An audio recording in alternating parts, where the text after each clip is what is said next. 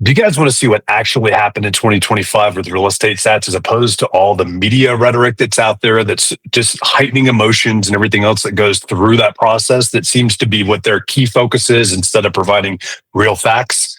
This is going to be it today. We're going to talk about Teller County and El Paso County, specifically within the Pikes Peak region over the past 10 years and what that looks like. As we go through this, I'm going to highlight different statistics that really show what's been happening over the last 10 years, as well as what we expect to see happen in 2026. You'll see we're not in something that's crashing right now either. And it doesn't show that. And the statistics do not support that. You're going to see hard data from the MLS.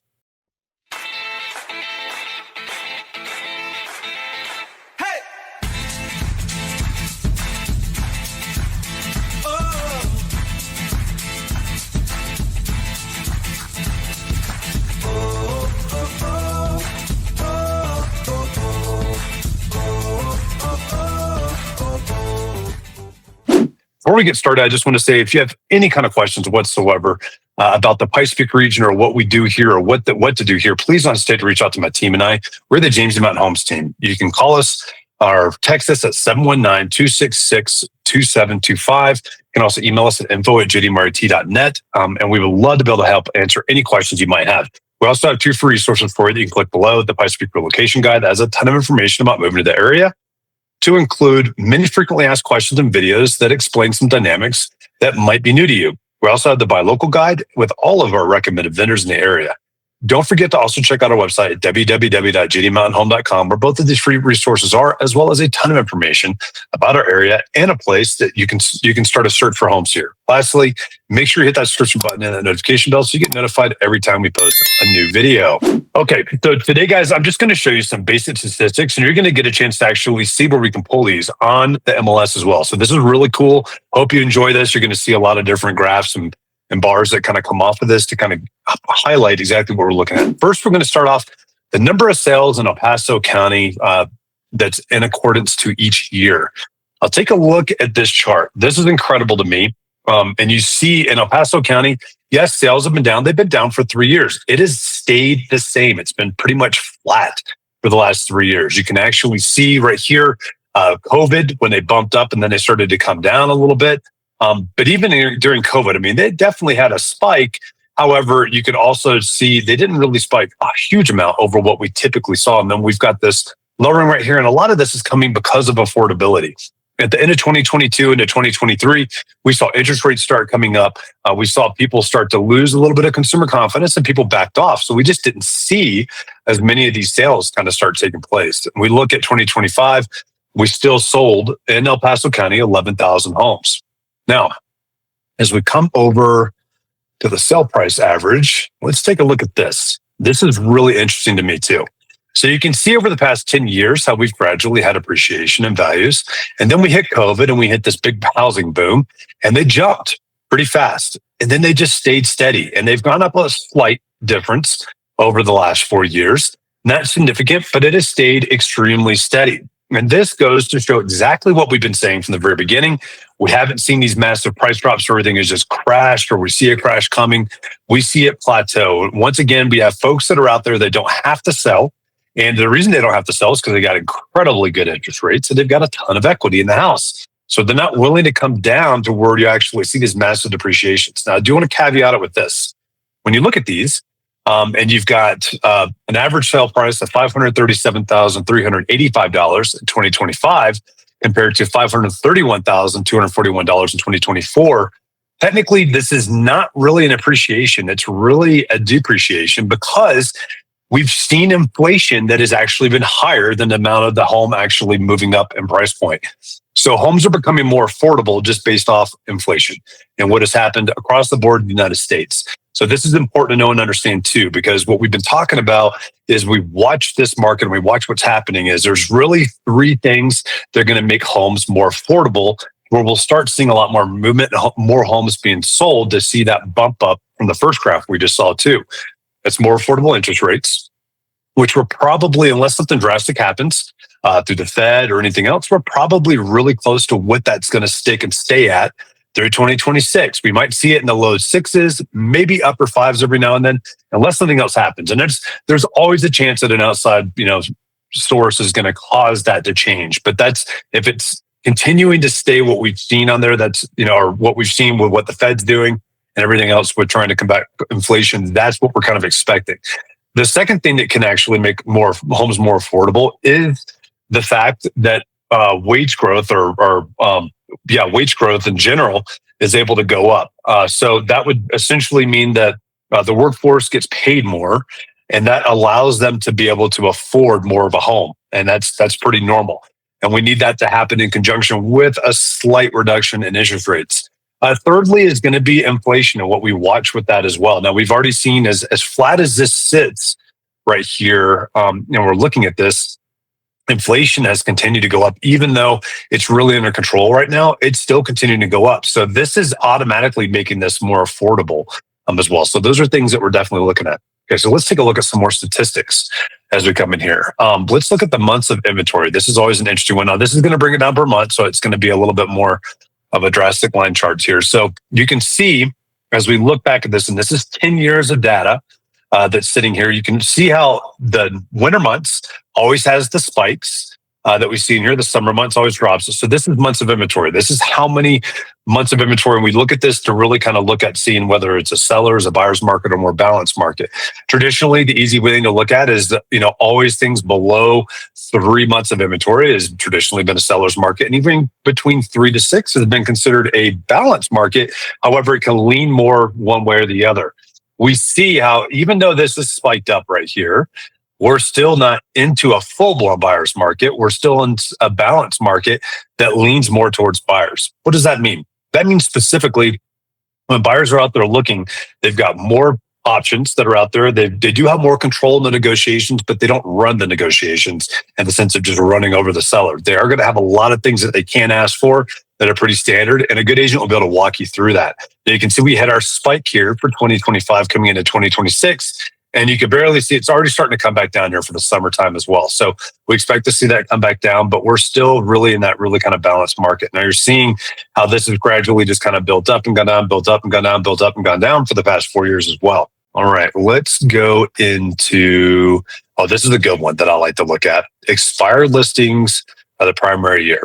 Now, expired listings, so these are listings that have just failed and they pulled off the market. They're actually less than they were 10 years ago. They're less than they were 4 years ago, which is fascinating to see. Now, this is kind of expected with what we saw with the market being as extremely good as it was as far as, expired listings, as they kind of pop out and kind of do their things. And then, if they weren't getting what they wanted, they pulled back off. But this is interesting to me as we look at this. There's actually less expired listings in a harder market right now in the flatter market that we've seen.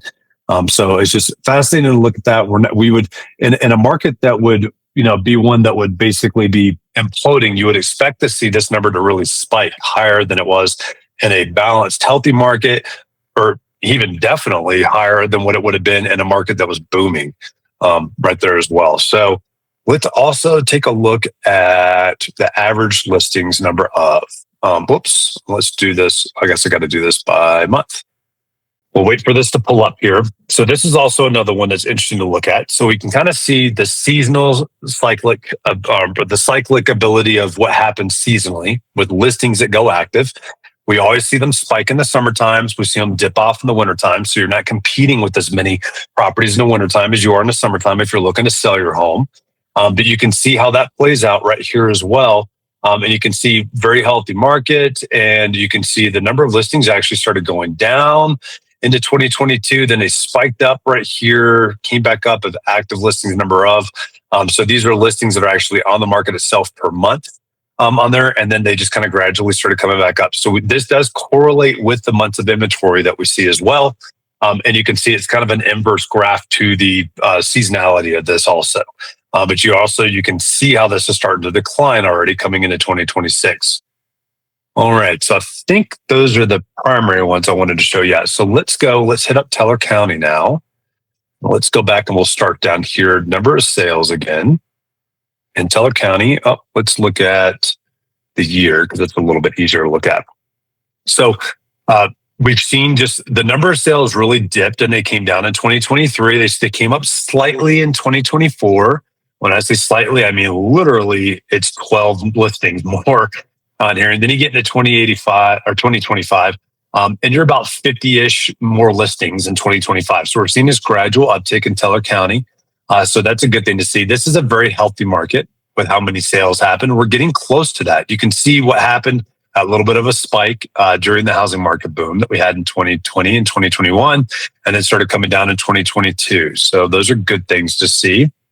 Let's take a look at the average sale price. Once again, very similar to what we saw in El Paso. However, in Teller County, you can see this big bump in 2021, and then it kind of flattened out in 2023, and it's just been flat, really, since 2023. So it's always interesting to me when I get buyers and they're like, hey, we've noticed the market's completely changed and it looks like more like a buyer's market. Well, the market's really been the same for the last 3 years now. It really has not changed a whole lot. It's just people are starting to really understand it and recognize it. We've been watching this for the last 3 years. The issue is the news media who likes to put all their stuff in this and make it look just this fantastic type of element that's kind of popping out of it. So it's been very flat. It really, really has. And this is the same as El Paso County. You're looking at an average sale price of $552,101 in 2025 compared to $541,000. Same thing, even though it's flat, there's a little bit of an appreciation that shows right there. It's really staying just below what inflation is. So technically, the value of the homes have actually gone down over the last couple of years because of inflation and the cost of money. What that goes into that. Let's take a look at months of inventory on this one as well. This one's by month again.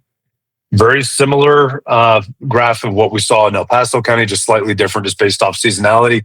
But you see, this was a very healthy market right here, and we're seeing it kind of spike up. This has been a buyer's market up here, right into that buyer's market realm for the past couple of years, really, like the last year and a half or so. We've seen these little drop downs first come, but you can see how most of it has stayed above 6 months. That's because Teller County is at more of a secondary market. It's going to have more vacation homes, retirement type places, not really necessarily places people need to move for a job. So it's definitely something that we watch and we keep an eye on. So buyers definitely have a lot more leverage up here in Teller County than sellers do right now. And you can see this through the months of inventory. All right, let's check out the expired listings here.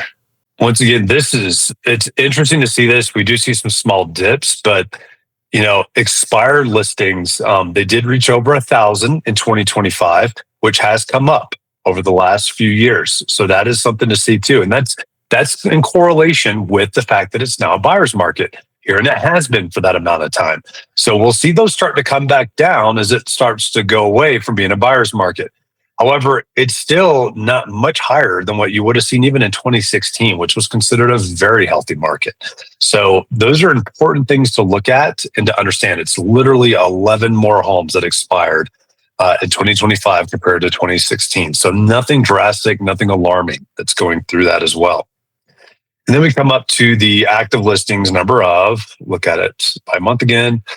You see, once again, it's the inverse cyclic graph of what you saw for the months of inventory, where it basically spikes in the summer times and then comes back down in the winter times here. So the winter's the valleys, the summers are the mountaintops on that. And we're coming down into our valley right now as we come through a winter point, and then we'll see that spike back up again as people try to sell in the summertime. But these are really good things to kind of look at. And once again, this correlates to those months of inventory.